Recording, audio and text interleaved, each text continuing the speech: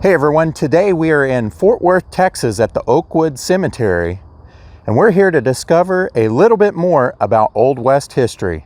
So just to give you a little bit of reference in the cemetery, the chapel and the front gates is up through here, and then you'll see these mausoleums right here. And if you make your way a little bit further back, you'll see this family plot area right here, which is Brown. And there may be several people within this, I don't know.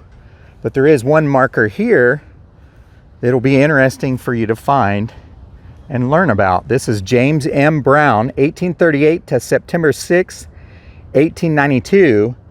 And he was sheriff of Lee County, Texas from 1876 to 1884. And he officiated the hanging of Wild Bill Longley in 1878. He had been a state policeman, Texas Ranger, and a turf man.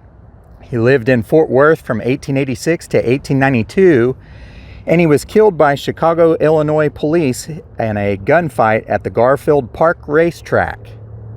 On the back is a little bit more information on him. So this is the back side of the marker, and it says, "We admire the intelligence of the people of Lee County. They elect the right sort of sheriffs. Achilles was not more vulnerable than the sheriff of Lee. The last one they created over there was shot last week and penetrated by 9 buckshot, but he still lives unawed, unterrified, and unkilled. His name is J.M. Brown, and they cannot knock his black out." From the Daily Statesman, Austin, Texas, May 11th, 1876. James Madison Brown was a lawman and horseman who was better known as Jim. He was born in Alabama in 1839 to John and Jane Brown. Eventually, the family settled in what is now known as San Saba County, Texas. There, the family was well respected and liked. Jim's law enforcement career began in May of 1858 when he served in Captain John Williams' company of Texas Rangers through the summer of 1859. Somewhere around the time of 1860, he married Amanda K. Creamer. During the Civil War, he served as a Minuteman under the command of W.R. Wood and later under his father's command. In 1870, he resided in Washington County, where he established himself as a gambler. In 1872 to 1873, he served as a private in the state police force. He then joined Washington County Volunteer Militia Company A, commanded by Captain Leander H. McNelly, and served from April 30th to November 30th, 1875. During that time, he also established himself as a horseman. He successfully raced in Gonzales County and Travis County, Texas. In 1874, Lee County separated from Washington County, and the area was very much a lawless frontier.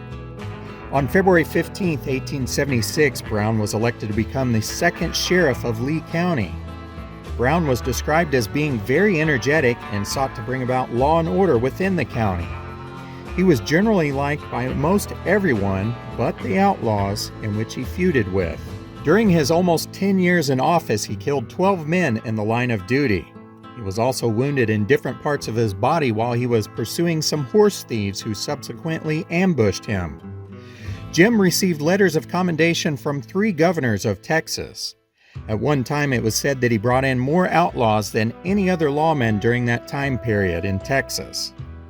But perhaps what he is best known for is the legal hanging of the notable outlaw William F. Longley, or Bill Longley as he's better known. After his career as sheriff, Brown developed his racing stables and raced on tracks in cities outside of Texas, including St. Louis, Nashville, and Chicago. He owned property in Williamson, San Saba, Lee, and Tarrant counties.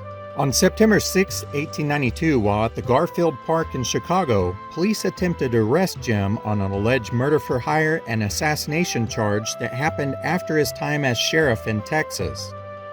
Brown resisted and shot a Chicago officer named John Howe, who instantly fell dead. Officer Henry McDowell struggled with Brown, trying to keep him from firing, but Brown was able to shoot him in the abdomen. McDowell raised up and returned fire along with about a dozen officers, killing Jim Brown. Officer Henry McDowell died while en route to the hospital, leaving behind a wife. John Howe, the other officer, left behind a wife and 2 children. Jim Brown left behind a wife and 5 children. The killing of the two Chicago officers brought the total number of men killed by Jim Brown to 14. Between Jim Brown's property, horses, and money, it was estimated his estate was worth somewhere around $1 million. Jim was brought back to Fort Worth here in Cattletown, as it's known, just minutes away from the stockyards here in this historic graveyard. His grave was unmarked until September 24th, 2006, when some family members and friends made this happen, and that's what you see here, this black granite marker.